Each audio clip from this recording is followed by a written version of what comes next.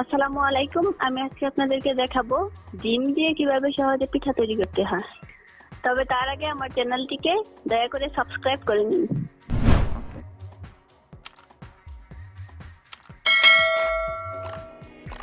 চলুন দেখে নেই উপকরণগুলো।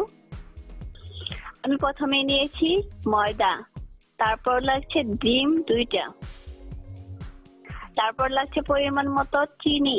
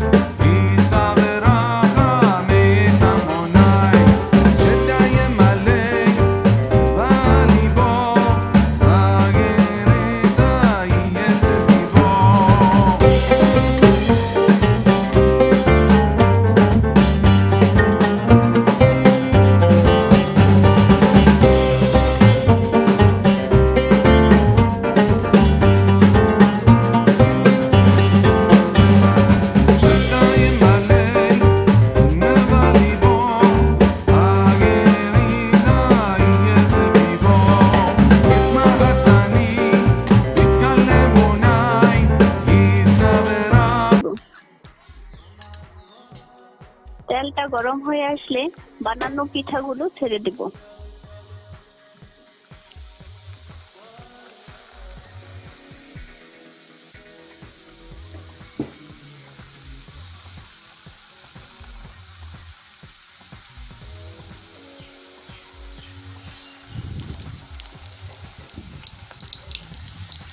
আমরা এভাবে কিছুক্ষণ ভাজতে থাকবো।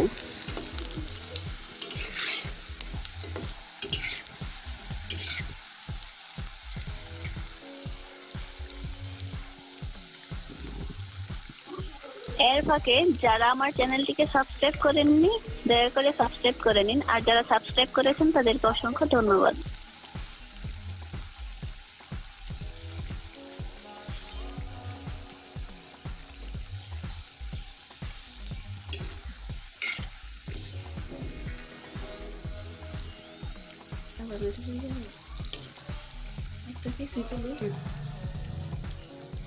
ভাজতে ভাজতে যখন কালারটা এমন হয়ে আসবে তখন নামিয়ে নিলেই রেডি হয়ে যাবে আমাদের ডিম পিঠা তৈরি।